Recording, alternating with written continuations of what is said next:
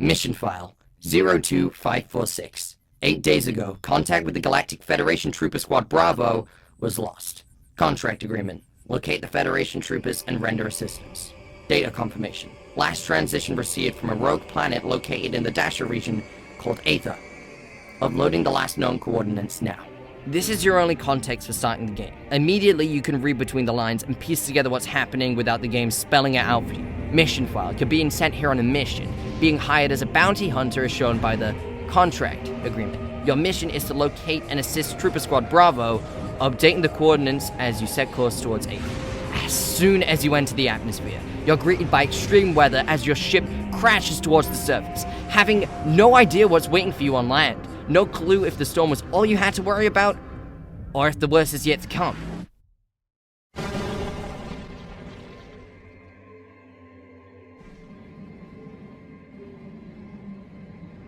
But then the ship doors open, and out of glowing blue light rises someone in a mechanical suit. You, the most feared woman in the galaxy. Someone who's almost completely faceless, yet still hopeful and bold. Samus Aran. God, that theme gets me every time.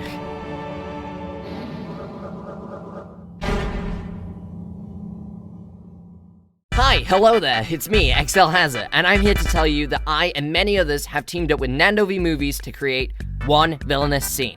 But what is this one villainous scene, you might ask? Well, to celebrate the release of James Gunn's The Suicide Squad, would highly recommend, by the way, someone should definitely do a video on Starro. A bunch of essayists such as myself, Edic, The Closer Look, and Full Fat Videos are all making one video each about a great scene revolving about the main antagonist of any movie, TV series, video game, or just any type of narrative medium that you prefer. It's just as good as it sounds, at least to me. I've spent many an hour searching through their official playlist of all the videos, and it's a blast to see so many familiar faces branding together to create such a beautiful collaboration of minds. So, thanks again for the opportunity, Nando. Hopefully I made the playlist, and last but not least, enjoy the video. Please.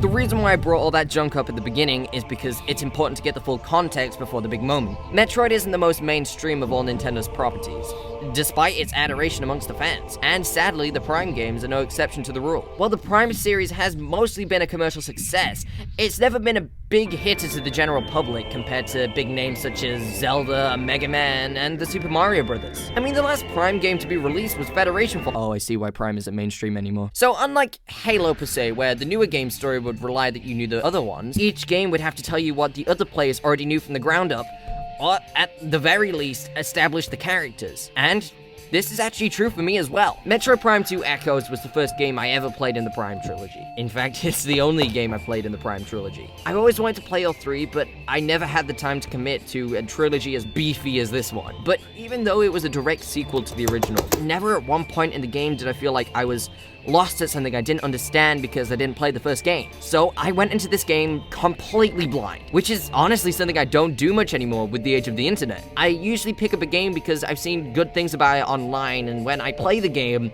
I'm having a good time with it, but never as much as I would have if I didn't already know everything about it. In fact, the last game I played completely blind was... dear God, it was Sonic Forces, ew! But this GameCube game, all the way back from 2005, did a better job of creating such tension, fear, and dread, yet still defiance and strength that Sonic Forces ever did. Even though I've only played Super Metroid at that time, in the first moments of first using the visor to learn about my environment, slowly delving deeper into darkness with every step I took, yet still destroying any inconveniences that got in my way, I truly felt like I understood the core principles of Samus: intimidation, strength, and defiance. I could easily make an entire essay on just the pacing of the controls in this game.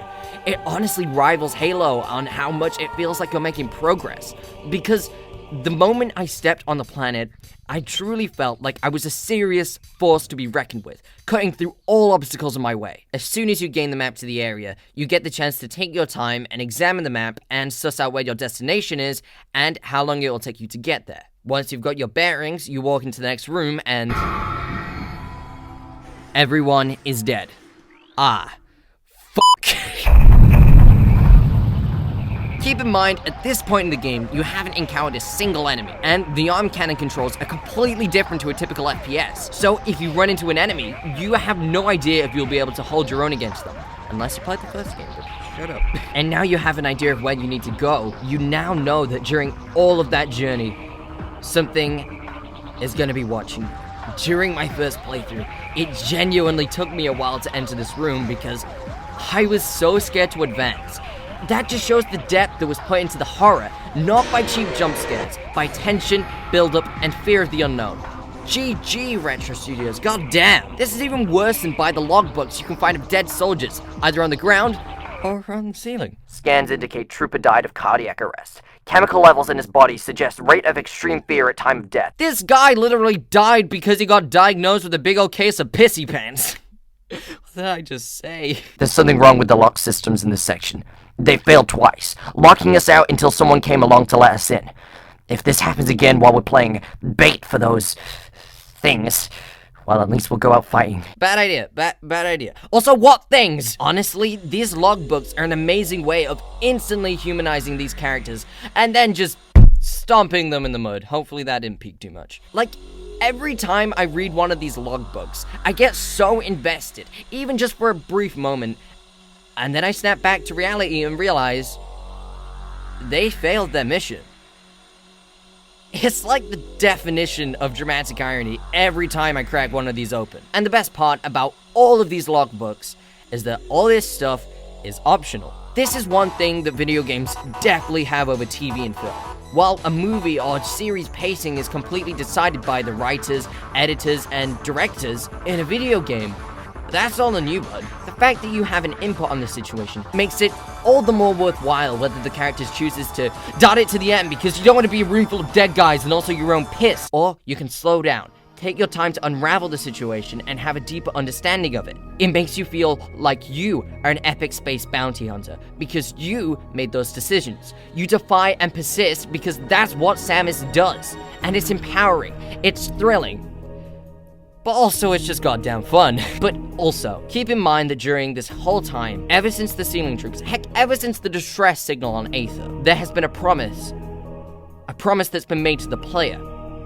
A promise that there will be an answer to these questions. The worst monster is the one we can't see, which is why the build-up before a conflict is so important. If the payoff is lackluster compared to the tension from the build-up, then the build-up feels like it was all for nothing. And if it just turns out to be another goopy-ass monster, then what was so special about it? Well, the payoff to this tension is so sweet. The payoff, aka my one villainous scene, is so special because it doesn't greet you with a Goliath boss fight or a creepy clown. The monster watching you, following you in the dark, is yourself.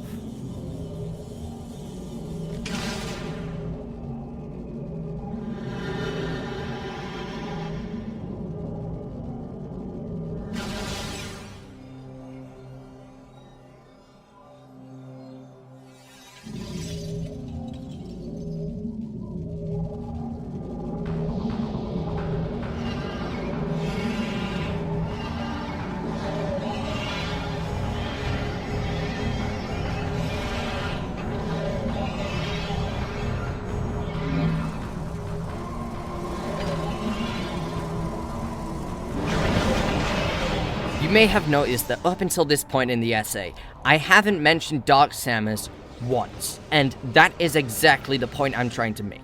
The fear doesn't just come from what's on the scene, it's the build-up that makes it what it is. Because if I just showed you this scene right at the beginning of the video, it would have meant nothing. Remember when I said this? It makes you feel like you are an epic space bounty hunter, because you made those decisions. You defy and persist because that's what Samus does.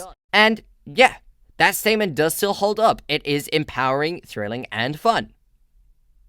For her. Keep in mind what I said about choice, and how it's used as empowerment to the player, because all this dog shies and howl goes down within a cutscene, which is like the only times in the game where you don't have input on Samus, meaning that when this happens, you don't get a choice, and that is the biggest middle finger the game can give you at this point, because all the times that the game made you feel like you were a badass, every time you defied and persisted as the character, has now just been ripped away and given to Dark Samus. If you, at any point in the opening to the game, felt like you achieved something, you cracked a code, or just dang made progress, all that means diddly shit now, because Dark Samus stole your upgrades, stole your weapons, just stood there leaving you Left 4 Dead 2, and dipped. All of the cool things about Samus has now destroyed her and walked off like it wasn't even shit. Quite literally weaponizing your own empowerment to stay her dominance against you. And all the tension from the opening moments, all the mystery of what's going on, and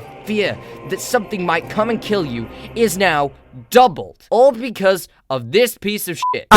You are now weaker than Dark Samus. If you couldn't beat her before, then you better bet your buns you can't do it. I just said, you better bet your buns. And if you couldn't beat her before, you better bet your buns you can't do it now. So in this moment, you are praying that she is not waiting for you in the next room over. And you feel even worse than before, because now you're left defenseless compared to those opening moments of the game. Simple things like not being able to place power bombs and double jumps. Things that you just accepted as your move pool are now gone. You feel like a literal piece of you has been ripped out of your Varia suit. Because guess what? It has, bitch. And this wasn't even a helpful confrontation. You learn nothing. If anything, it just raises more question. Dark Samus, you suck. But I guess that's the point, isn't it? Dark Samus builds anticipation, creating fear, creating empowerment, which she then uses to turn the tables, leaving you for dead with nothing at all gained, filled with fear, defenseless, and alone. And that is exactly why I chose this as my one villainous scene. Because in less than a minute, Dark Samus states that you are nothing compared to her strength, power, and cunning. Thank you, Nano V Movies, for providing this opportunity, and peace out, y'all.